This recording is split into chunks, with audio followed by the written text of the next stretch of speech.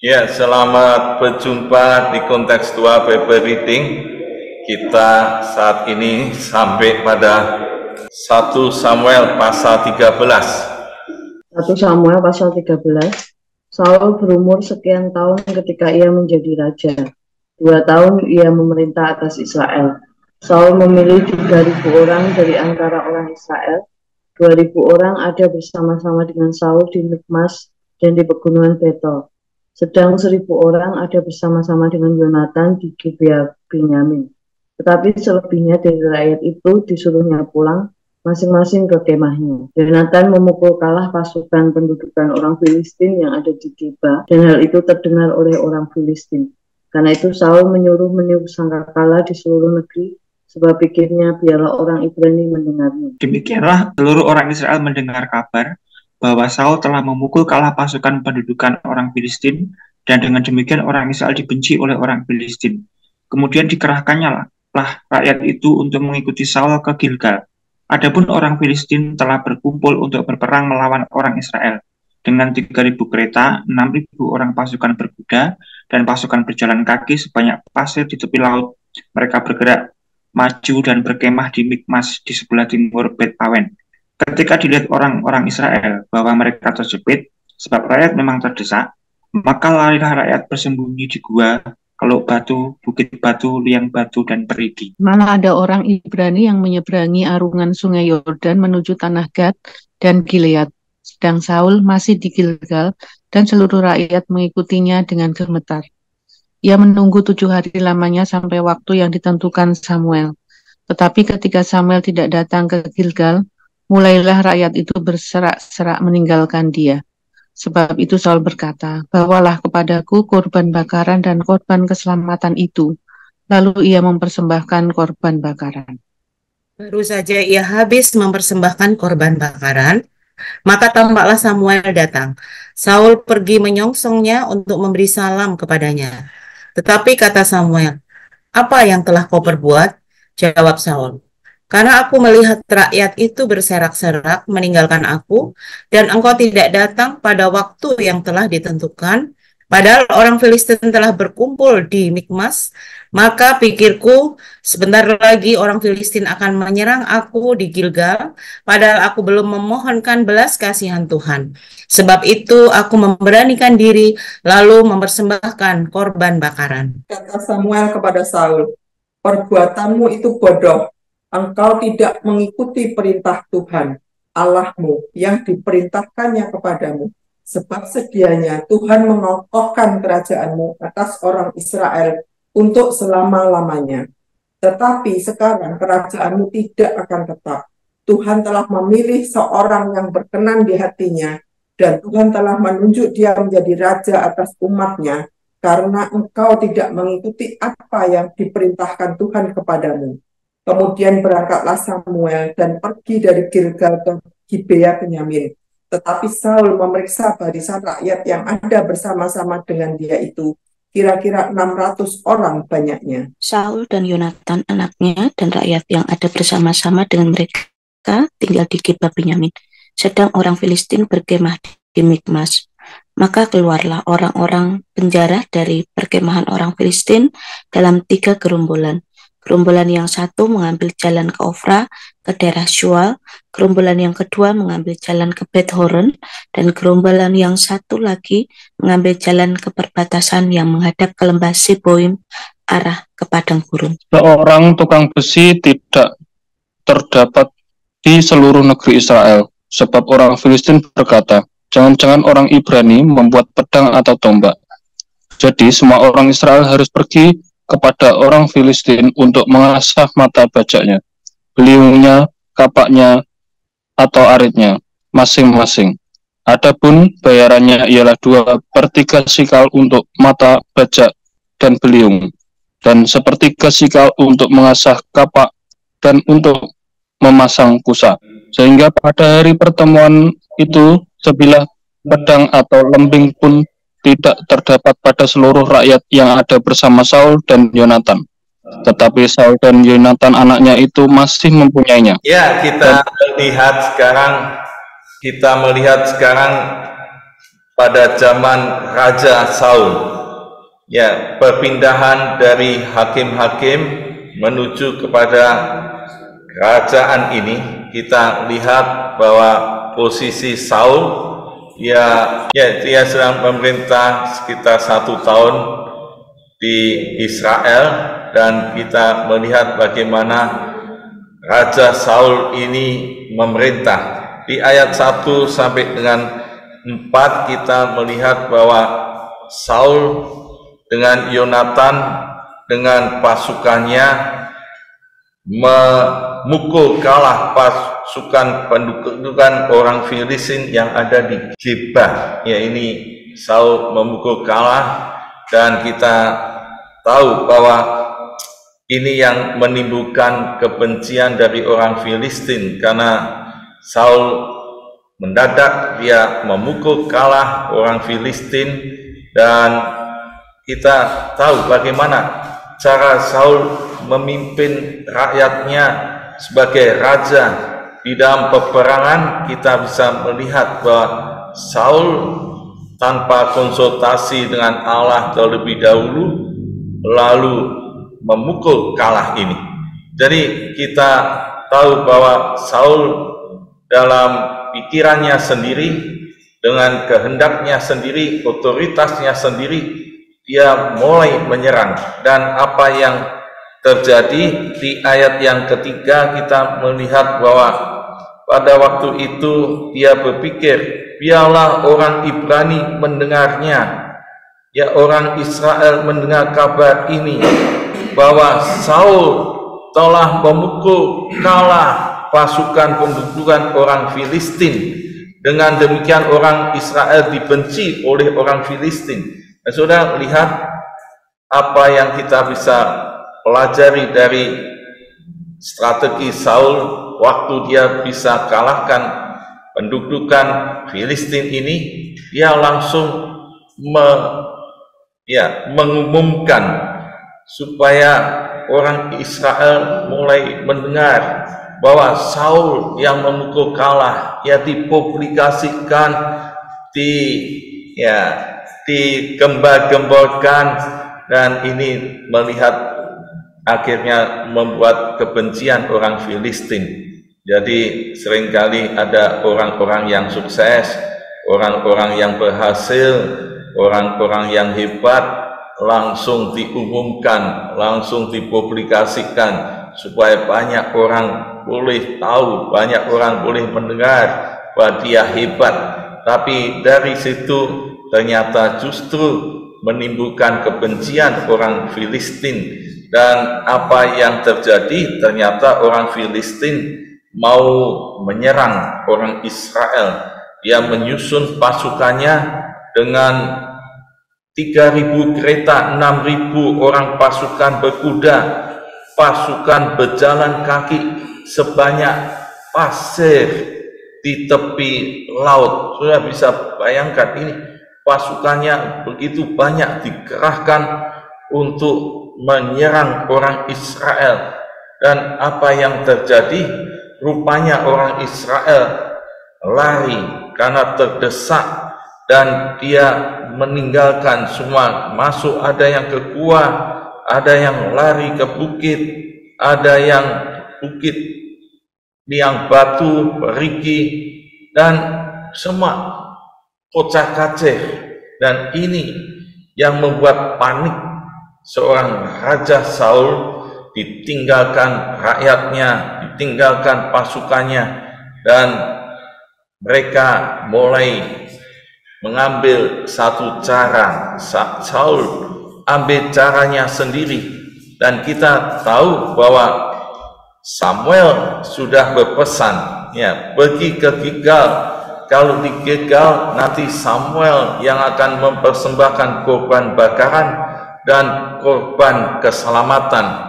Tapi ternyata 7 hari, pada hari yang ke-7 rupanya ditunggu-tunggu belum datang. Dan dengan demikian Saul mulai memberanikan diri, dikatakan ini memberanikan diri untuk mempersembahkan korban bakaran dan korban keselamatan, dan itu mestinya haknya Samuel sebagai nabi.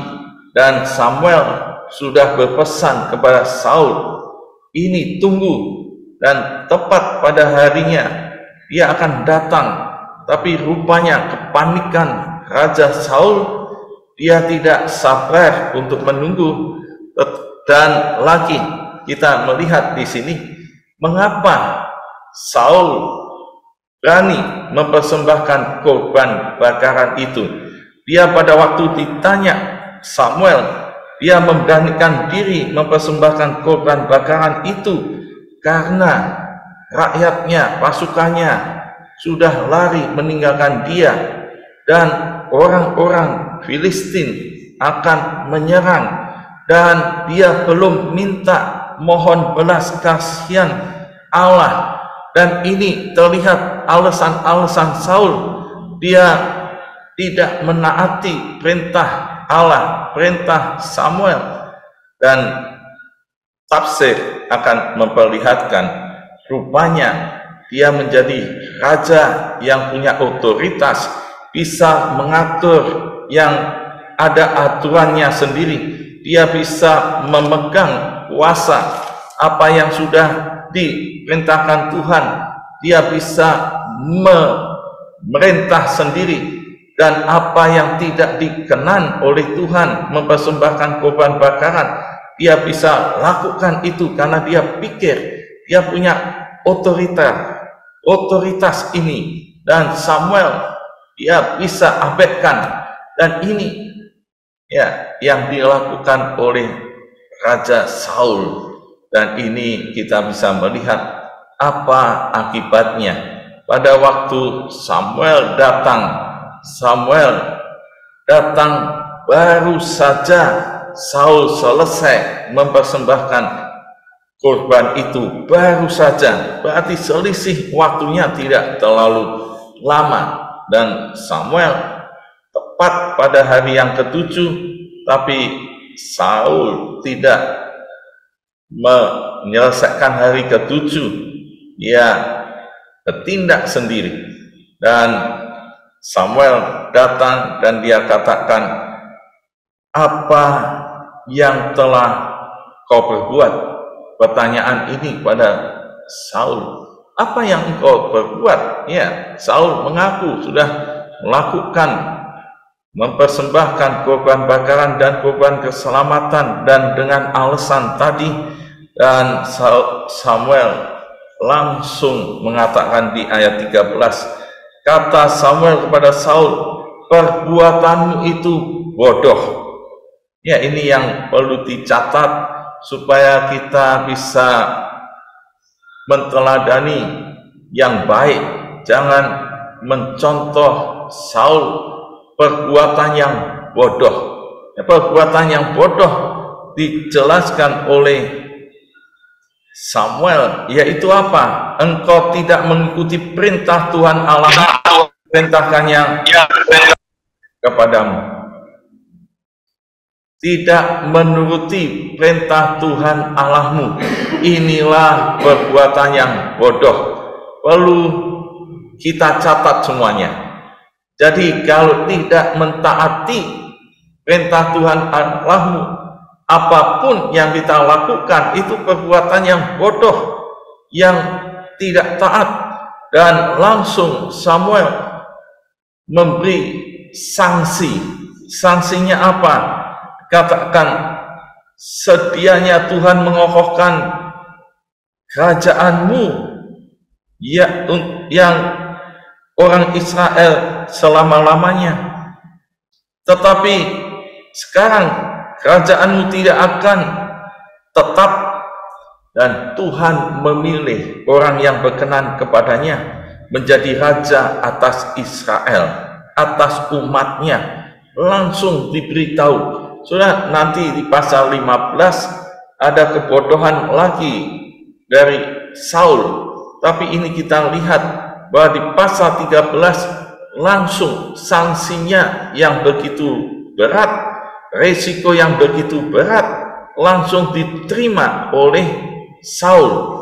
karena kebodohannya tidak mentaati perintah Tuhan dan langsung diberitahu. Dan di ayat selanjutnya, ayat 15 sampai 22, kita bisa melihat bagaimana Israel langsung dijarah. Ya, daerah-daerah didatangi gerombolan yang mengambil, ada di jalan di Ofra. Ya, gerombolan yang kedua jalan ke Bet Horon. Gerombolan yang satu lagi mengambil jalan ke perbatasan yang menghadap ke lembah Sebuin. Ya, ini diambil, dijarah, dan kita melihat inilah risiko akibat dari raja yang tidak taat. Dan yang kedua, kita melihat bahwa ini dilucuti, ya, di Filistin ini pandai supaya tidak bisa melawan lagi, dilucuti. Semua tukang besi, pandai besi ini tidak ada di Israel, dan kalau beli senjata pedang atau tombak dengan harga yang mahal, dan semuanya tidak memegang pedang atau tombak, hanya Saul dan Yonatan. Pada waktu dia nanti menyerang Filistin lagi, tumpul, tidak ada senjata karena senjatanya dilucuti. Inilah strategi perang Filistin yang bagi orang Israel dimiskinkan dan dilucuti dan tidak berdaya. Dan kalau kita melihat apa yang dibuat Saul akan membuat penderitaan rakyatnya, dan ini jangan sampai ya raja, pemimpin yang bodoh akhirnya membuat penderitaan untuk rakyatnya miskin, rakyatnya tumpul, tidak ada kekuatan dalam politik, sosial, dan ekonomi. Ini yang terjadi pada zaman Saul, karena dia otoriter, dia pegang kuasa, dia lakukan menurut kehendaknya sendiri dan tidak menaati perintah Tuhan, memutar balik aturan yang seharusnya ini haknya Samuel, tapi dia pegang, dia lakukan sendiri, dan ini membuat kacau. Dan di sini kita bisa pelajari bahwa ternyata apa yang diharapkan oleh orang Israel, dia tidak mau dipimpin oleh Tuhan, tidak mau dipimpin oleh hakim-hakim, tapi dia dipimpin oleh raja yang melihat seperti bangsa-bangsa lain, ternyata tidak membuat sejahtera rakyatnya. Justru sekarang ya dilucuti, tidak ada kekuatan, ternyata ya dipimpin Tuhan lebih enak, lebih bagus, lebih sejahtera, lebih damai. Dan inilah pelajaran apa yang dikehendaki rakyat tidak sesuai kehendak Tuhan, membuat banyak penderitaan. Dan amanat teksnya kita bisa simpulkan, amanat teksnya bahwa perintah Allah harus selalu ditaati apapun keadaannya.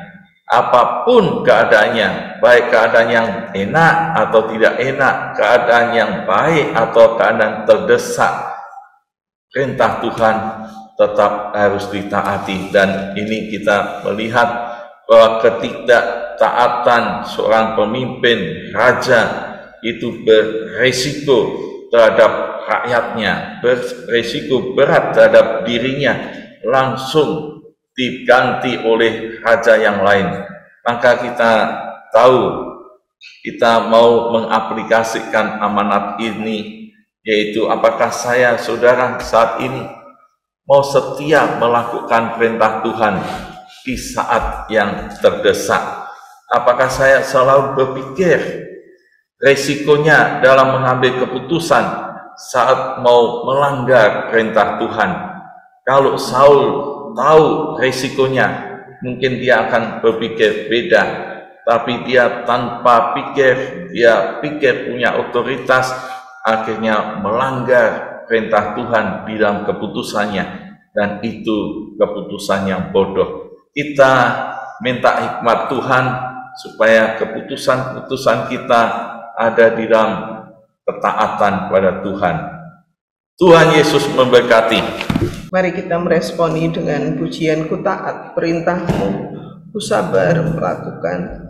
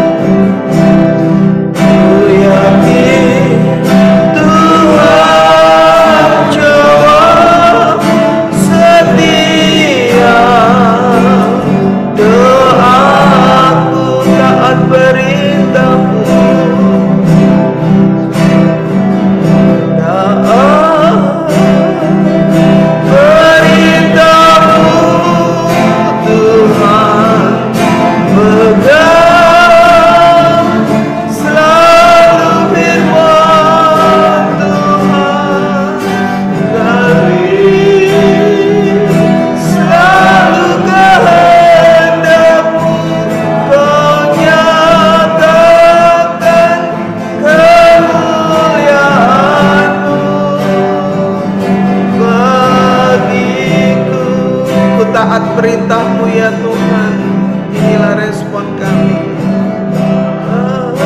Perintah-Mu, ku sabar melakukan, ku yakin Tuhan jemaat setia. Doaku taat perintah-Mu,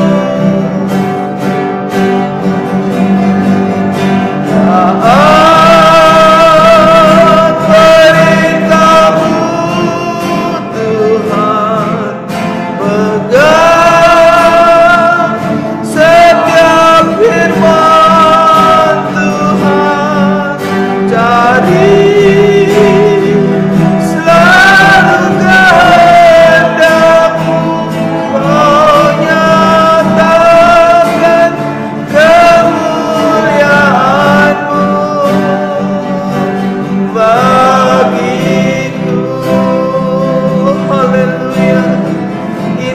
kerinduan kami, menyenangkan hati-Mu Tuhan.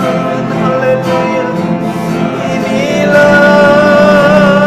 rindu kami, terpujilah nama-Mu, hanya padamu kami berharap, hanya padamu kami taat ya Tuhan. Terima kasih.